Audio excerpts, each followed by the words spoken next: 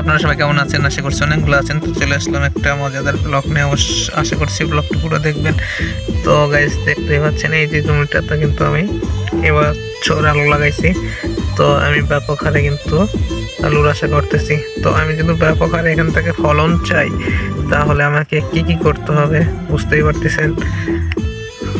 তো দেখুন, তো গাইস ব্যাপক ফলন যদি আমি আশা করি তাহলে আমাকে কিন্তু সঠিক নিয়মে পরিচর্যা করতে হবে, তাহলে কিন্তু আমি ব্যাপক একটা ফসল উৎপাদন করতে পারি। আসলে এই কথাটার অর্থ হচ্ছে কি, আমি আপনাদেরকে বোঝাতে চাচ্ছি, আপনারা নিশ্চয়ই বুঝতে পারছেন যে আসলে সঠিক নিয়মে পরিচর্যা করলে কিন্তু আসলে সব কিছু থেকেই ভালো কিছু পাওয়া যায়। তো চলুন যাচ্ছি আর একটা জায়গাতে, ওখানে যেতে যেতে আপনাদের সঙ্গে একটু গল্পও করি।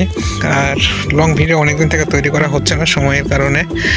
তো আমি যাচ্ছি একটু কোর্সি নেওয়ার জন্য। আমার যে চীনা হাঁসের বাচ্চাগুলো আছে অবশ্যই আপনি দেখছেন, তো সেই বাচ্চাগুলো অলরেডি সেই কোর্সটিগুলো কিন্তু অনেক খাই। তো সেগুলো নিতে গেলে আমাকে কিন্তু বিলে যেতে হবে। তো চলুন আমি বিলে যাচ্ছি। তো গাইস চলে আসলাম সেই বিলে, দেখি কোর্সটি আছে কিনা। তো দেখুন এইদিকে মাঠ কিন্তু পুরাটাই ফাঁকা, এগুলো নিচা জমি, এগুলোতে আর অন্য কোনো আবাদ করবে না মানুষ, খালি একটু বিছন ফেলাবে। তার জন্য সম্ভবত পরিচর্যা চলতেছে এই সাইডটা। ওই সাইডটা আর অনেকটাই চলতেছে। তো তেমন কোনো বড় তো দেখতে পাচ্ছি না, দেখি এখান থেকে একটু নিয়ে যাব।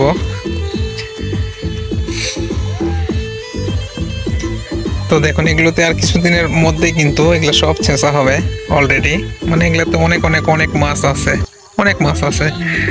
তো বিশেষ করে ওই সাইড থেকে এগুলো সব কিন্তু জল কিন্তু এদিক দিয়ে নেমে চলে আসে। আর এখানে যেহেতু গর্ত, এখানে অলরেডি এসে কিন্তু সেই জলগুলো জমা হয় এবং কিছু গর্ত করে দেওয়া আছে। তো সেখানে কিন্তু অনেকটাই মাছ এখানে ঢোকে। তো এই দিক দিয়ে ওই দিক দিয়ে ওই যে ওখানে দেখতে পাচ্ছেন যে হচ্ছে একটা খেজুরের গাছের মতো আছে, একটু জুম করে দেখাই। ওই গাছের ওই দিক দিয়ে কিন্তু জলটা নেমে অলরেডি চলে যায়। তো এইদিকে দেখুন বিছন ফেলানোর কার্যক্রম চলতেছে আর কি। মানে এগুলোতে সব বিছন ফেলাবে, এগুলোতে আর অন্য কোনো ফসল করবে না বা হবেও না। যে এরকম ধরুন এই যে ওই সাইডগুলোতে দেখুন যেগুলো উঁচু জমি, এগুলোতে কিন্তু সব ফসলই হবে, সব কিছুই হবে। কিন্তু এগুলো একদম নিচা, এই জন্য কিন্তু এগুলোতে তেমন কোনো কিছু হবে না। এদিকে কিন্তু সব কিছুতেই পরিপূর্ণ হয়ে আছে আর কি। তো এগুলো সবে মাত্র কিছুদিনের মধ্যে লাগানো হয়েছে, এখনো পুরোটা সবুজ হয়নি এবং সর্ষের গাছগুলো এখনো হয়নি। যখন সর্ষেগুলো হবে তো অলরেডি একদম কিন্তু হলুদ হয়ে যাবে। তো সেটাও অবশ্যই দেখাবো, আপনারা কন্টিনিউ করতেই থাকবেন। আপনারা যেহেতু যে ভালোবাসা দিচ্ছেন অবশ্যই আপনারা আমার সব ভিডিওগুলোই দেখেন। আমার অনেকটাই ভালো লাগে আপনাদের মানে সাপোর্ট দেখে। কিন্তু আমি কতটা পারি সেটা আমি অলরেডি জানি না। তো প্লিজ আমি যেটুকু দিতে পারি আপনারা সেটুকু নিয়ে সন্তুষ্ট থাকুন।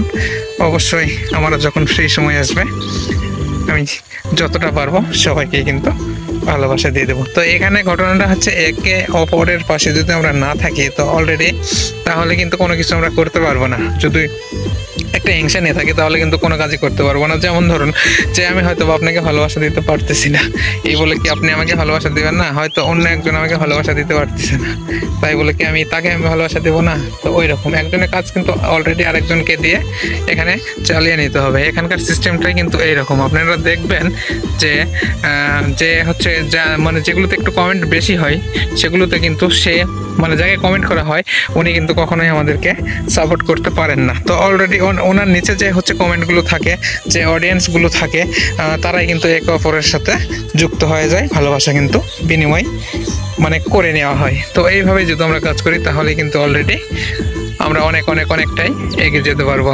তো গাইস ব্লগটা বেশিক্ষণ কন্টিনিউ করবো না। তো অবশ্যই কেমন হয়েছে অবশ্যই একটু কমেন্টে জানাবেন। আপনাদের কমেন্টই হচ্ছে আমাদের একমাত্র উৎসাহ।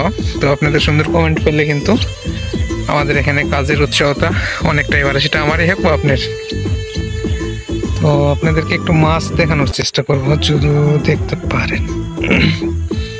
তো সম্ভবত নাই এখন। তো ভালো থাকবেন, সুস্থ থাকবেন। এখনকার মতো টাটা, দেখা হচ্ছে আবার পরবর্তী কোনো ভিডিওতে।